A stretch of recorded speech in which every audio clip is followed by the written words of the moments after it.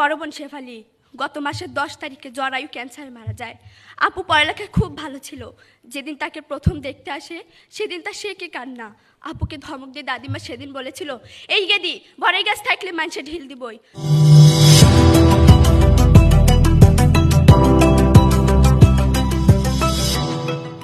নৌকা ঘাটে ভিড়াতেই ভেসে আসে কান্নার শব্দ। কে যেন কাঁদছে। নৌকার পাটাতনে দাঁড়ানো মেয়েটির দিকে তাকালাম। বেনি করা চুল লাল আর সবুজ ফিতায় বাঁধা। দূর থেকে বেনির শেষ প্রান্তটা পতাকার মতো মনে হয়। ঠোঁটে লিপস্টিক নেই, নাকের উপর মস্ত বড় নাকফুলটাকে মনে হয় আগ্নেয়গিরির জ্বালামুখ। মেয়েটির কাজল ধোয়া চোখের পানি কপল গড়িয়ে ঝরে পড়ে। পিঠে ঝুলানি স্কুল ব্যাগটি শক্ত করে ধরে মেয়েটি চিৎকার করে বলে ওঠে, আমি যাবো না। প্রশ্ন করি, কোথায়? কে যেন পাশ হতে উত্তর করে, শ্বশুর বাড়িতে। ঠিক এভাবেই বাসন্তীদের জীবনের বসন্তগুলো মুছে যায় সিঁদুরের রঙে। আমরা এমন এক প্রেক্ষাপটে দাঁড়িয়ে বিতর্ক করছি যখন দেশের 66% নারী সবগুলো দাঁতের মালিক হওয়ার আগেই স্বামীর মালিক হচ্ছে। আমরা এমন এক প্রেক্ষাপটে দাঁড়িয়ে বিতর্ক করছি যখন দেশে বাল্য বিবাহ নামে নারীদেরকে ঠেলে দেওয়া হচ্ছে শারীরিক নির্যাতনের দিকে, যা বন্ধের প্রয়োজন সচেতনতার বলয় গড়ে তোলা।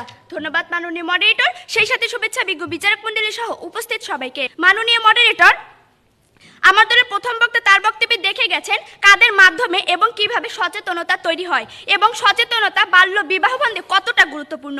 মাননীয় মডারেটর, প্রতিপক্ষ দলের প্রথম ও দ্বিতীয় বক্তা আইনের পক্ষে তাদের মতো করে নানান যুক্তি দেখে গেলেন। প্রতিপক্ষ, আমরা আইনের প্রয়োজনীয়তাকে অস্বীকার করছি না, কিন্তু মাননীয় মডারেটর, শুধু আইন দ্বারা যে কোনো সমস্যা সাময়িকের জন্য কমিয়ে আনা সম্ভব হলেও তা পুরোপুরি নির্মূল করা সম্ভব নয়, এবং তা কেন সম্ভব নয় আমি দেখিয়ে যাব।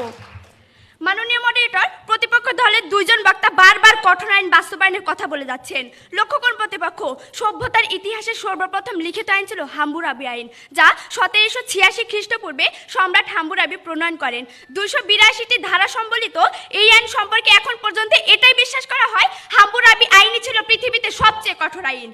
অন্যদিকে আমরা যদি বাংলাদেশের প্রেক্ষাপট চিন্তা করি তাহলে দেখতে পাই বাংলাদেশের জন্য প্রণীত মোট আইনের ধারা 511টি, কিন্তু হতাশার ব্যাপার হলো টিআইবির হিসাব মতে বাংলাদেশের 10 ভাগ আইনেরও যথাযথ বাস্তবায়ন হয় না। সূত্র দৈনিক সমকাল 12 জুন 2014। প্রতিপক্ষ, ঠিক এই বাস্তবতায় দাঁড়িয়ে আমরা যদি মেনেও নেই আইন কঠোর হলে বাল্য বিবাহ বন্ধ হবে, তাহলে আপনারা কি সেই একই জায়গায় দাঁড়িয়ে এই নিশ্চয়তাটুকু দিতে পারবেন সেই কঠোর আইনের বাস্তবায়ন সম্ভব হবে? আর আপনারা যদি এই নিশ্চয়তাটুকু দিতে ব্যর্থ হন তাহলে আপনাদেরকে অবশ্যই স্বীকার করে নিতে হবে বাল্য বিবাহ বন্ধে কঠোর আইন প্রযোজ্য নয়, সচেতনতার প্রয়োজন অবশ্যই আছে।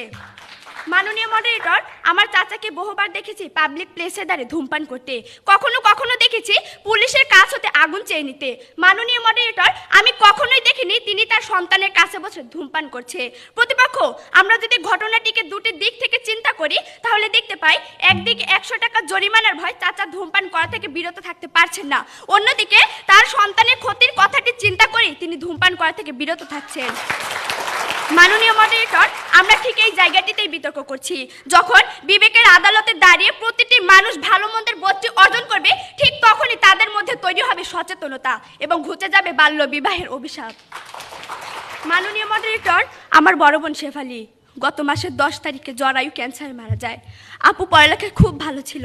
যেদিন তাকে প্রথম দেখতে আসে সেদিন তার সে কে কান্না। আপুকে ধমক দিয়ে দাদিমা সেদিন বলেছিল, এই গেদি ভরে গাছ থাকলে মানুষে ঢিল দিবই। শুধু ঢিল পড়েনি মাননীয় মডারেটর, এক দেখাতে বিয়ে দিনক্ষণ ঠিক হয়ে যায়। আপু রোজ কাঁদতো, জানালার বাইরে শিউলি তলায় পড়ে থাকা ফুলগুলোর দিকে তাকিয়ে থাকতো অপলক। আমাকে কাছে ডেকে বলতো ঝরে যাওয়া ফুল আর তার মধ্যে নাকি কোনো পার্থক্য নেই। মাননীয় মডারেটর, বিয়ের আগের দিন রাতে আপু বাবার পা জড়িয়ে ধরে জন্মের কান্না কেঁদেছিল, চিৎকার করে বলেছিল, আব্বা গো এই বিয়া ভাঙ্গা দেন, বিয়া দিলাম মইরা যামু।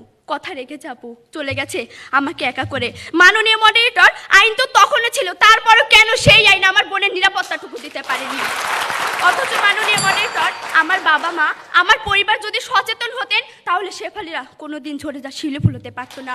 তাই আমরা বিশ্বাস করি মাননীয় মডারেটর, সচেতনতাকে বাদ দিয়ে কেবল আইন দ্বারা বাল্য বিবাহ বন্ধ করা কোনোভাবেই সম্ভব নয়। মাননীয় মডারেটর, আইন কঠোর করা হয়েছে, তারপর বন্ধ হচ্ছে না বাল্যবিবাহ।